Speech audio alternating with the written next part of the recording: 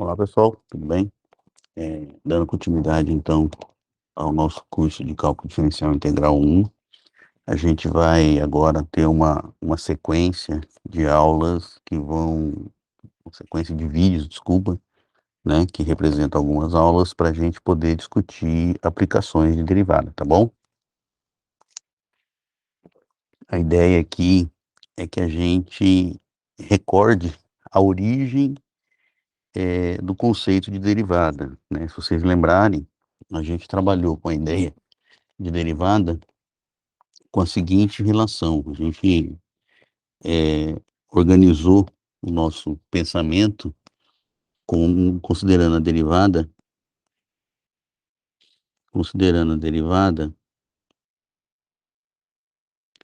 como o quê? Um limite especial, né? Como um limite especial.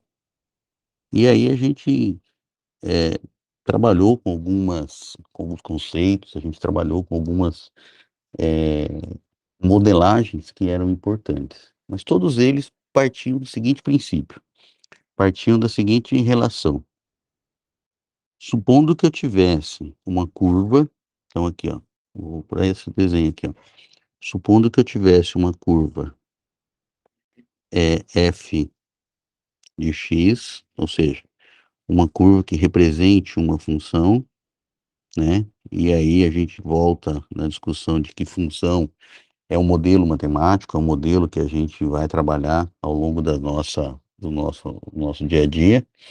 E aí a gente vai discutindo o seguinte: eu estou preocupado em tentar encontrar informações, encontrar resultados do que acontece na curva em torno de um ponto específico, um ponto que eu sei as coordenadas. As coordenadas são x1 e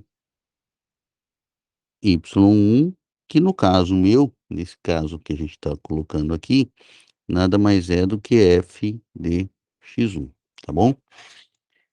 Para poder fazer isso, o que que a gente fazia? A gente pegava um outro ponto na curva, né? Encontrava um outro ponto na curva que tinha coordenadas x2 e f de x2, e aí a gente tinha duas variações. Uma variação, então nós tínhamos duas variações. Uma variação no eixo x, então você tinha uma variação, uma variação em x, tá? Que nós chamamos, o que nós definimos como delta x, tá bom? Que era o quê? Como é que eu encontro essa variação? x2 menos x1. E uma variação em y, uma variação em y, que é y2 menos y1, tá? Então essas são as nossas os nossos objetivos.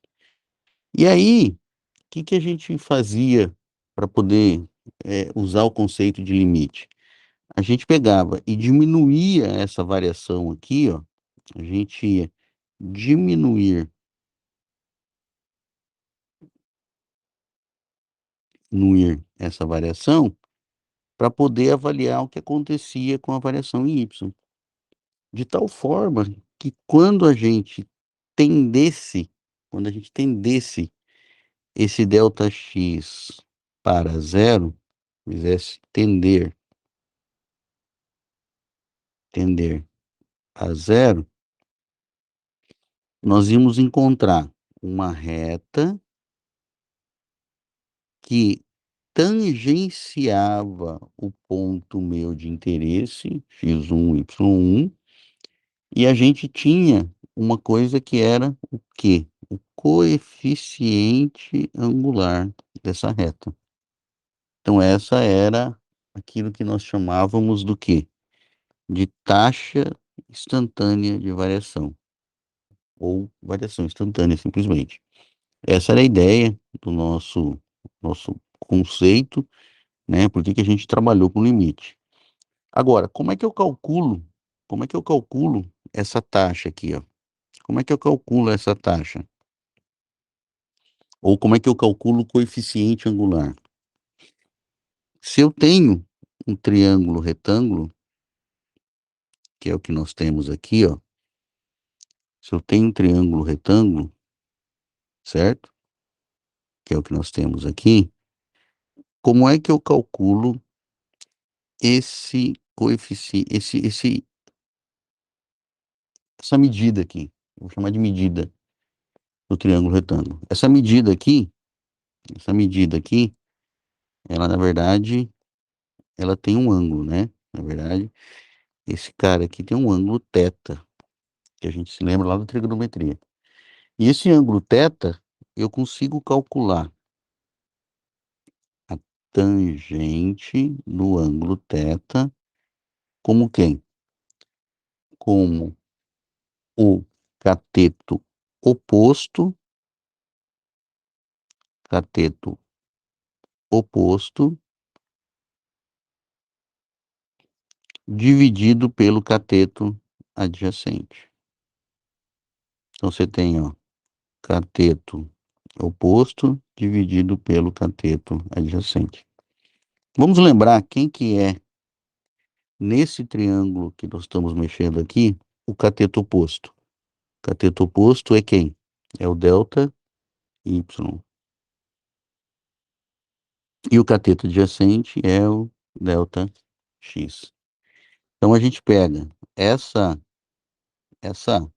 relação aqui, essa variação que nós temos em mente aqui, ó, essa relação aqui, ó, e a gente consegue calcular ela baseado nos valores que nós temos para a função. Essa relação, nós demos um nome para ela. Nós chamamos ela do quê? De taxa média de variação em relação à variável x, tá bom? Nós damos um nome para ela. E a gente sabe que essa taxa de variação, ela passa a ser variação ou taxa de variação instantânea. Ela passa a ser taxa de variação instantânea. Tudo bem? Então, nós vamos chamá-la de taxa de variação instantânea em relação a x, se nós calcularmos um limite. E qual vai ser o limite? O limite vai ser esse aqui. E a essa relação nós chamamos de quê? De derivada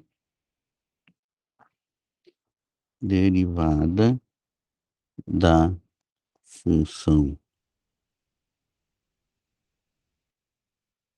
f de x igual a y, tá? Ou y igual a f de x.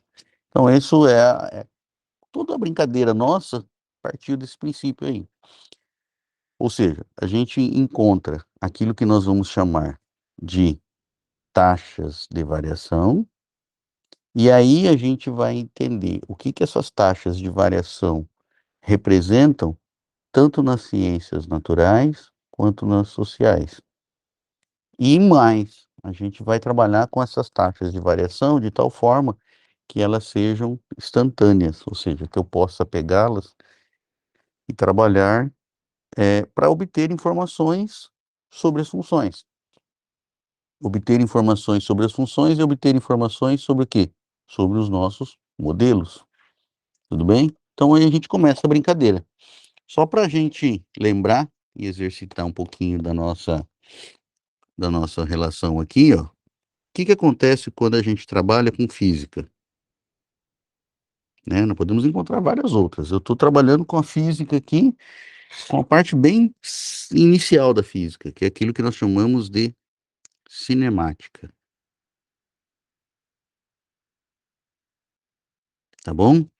E aí eu sei o seguinte, que se a minha função espaço for dada em função do tempo, uma partícula se movendo, uma reta, qualquer coisa que eu possa modelar desse jeito, então a variação do espaço sobre a variação do tempo passa a ser o quê? A velocidade média em relação ao tempo. Se eu estiver falando de limite, então ela passa a ser a velocidade no instante. Da mesma forma que, então, aqui, ó, se a velocidade for a derivada da função espaço, então eu passo a ter a velocidade, o quê? Instantânea, tá bom? Ou que nós podemos chamar de taxa de variação do deslocamento em relação ao tempo, é a mesma coisa.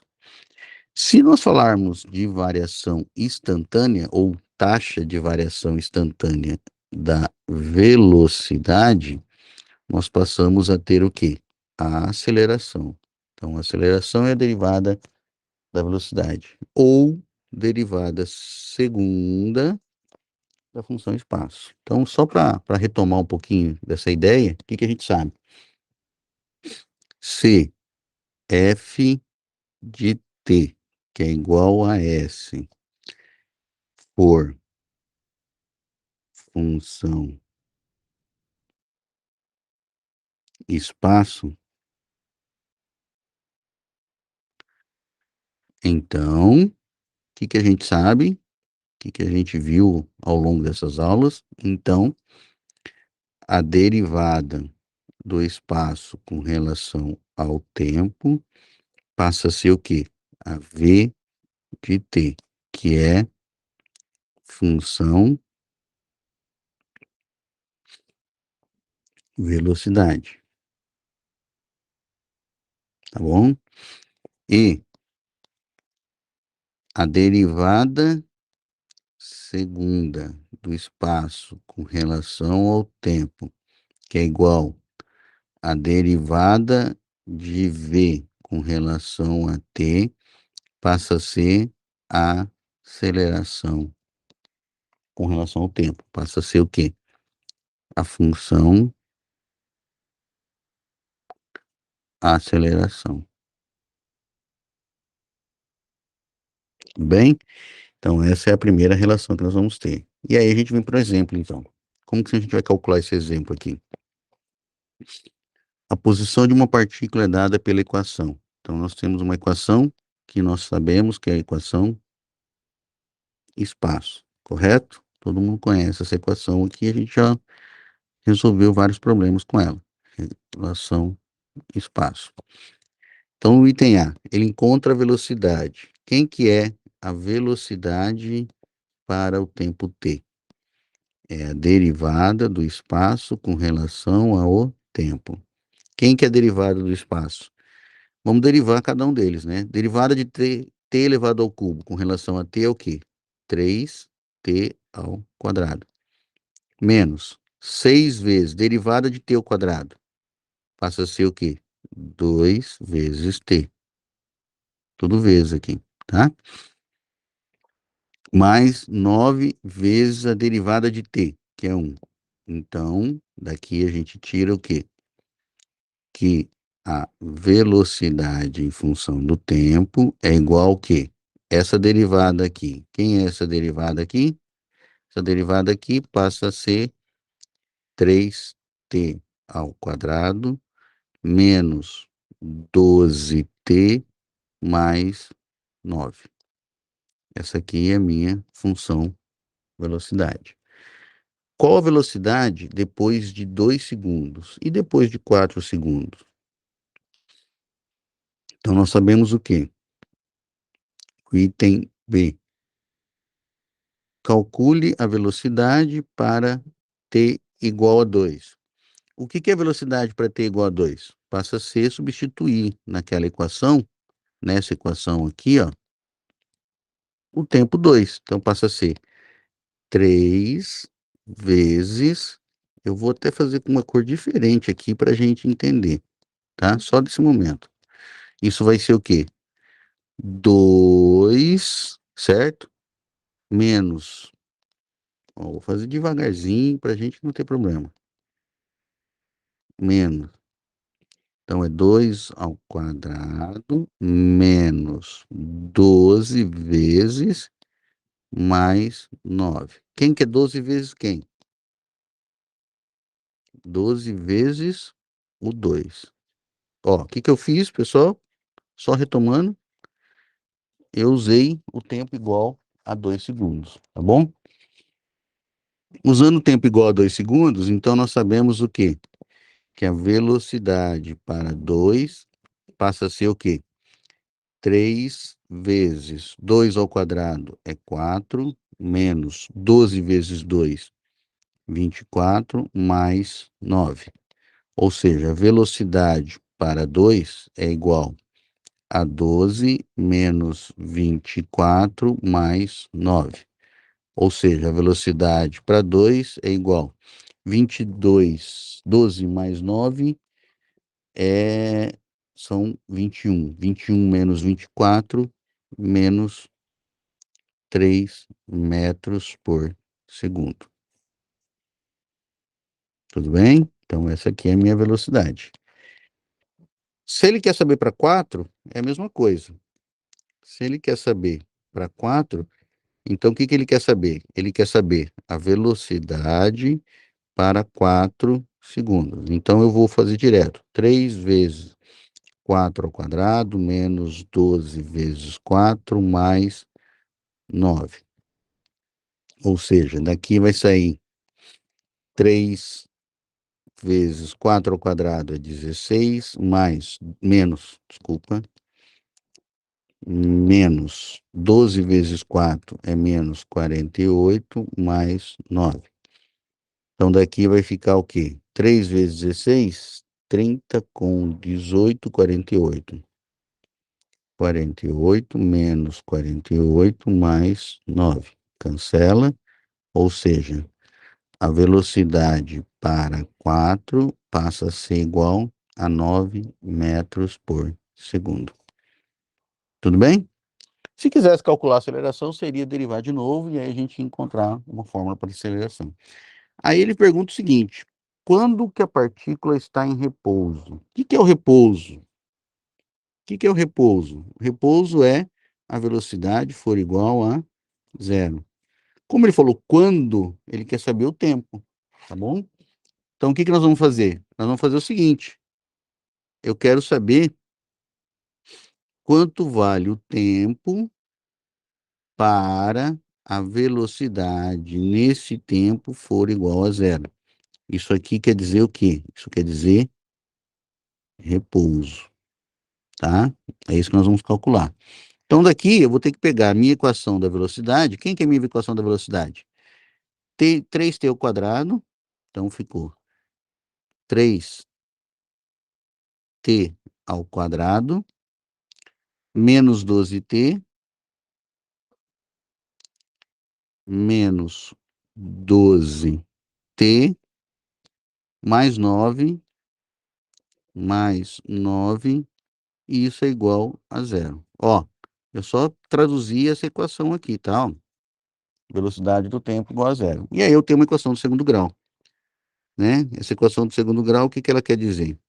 Como é que nós encontramos a equação do segundo grau? Quando é que nós encontramos a solução? Não tem problema nenhum, podemos usar as fórmulas que a gente conhece, Bhaskara lá, vai usar sem problema nenhum. Então, você sabe que T é igual a menos B mais ou menos raiz quadrada de delta sobre 2 vezes o A.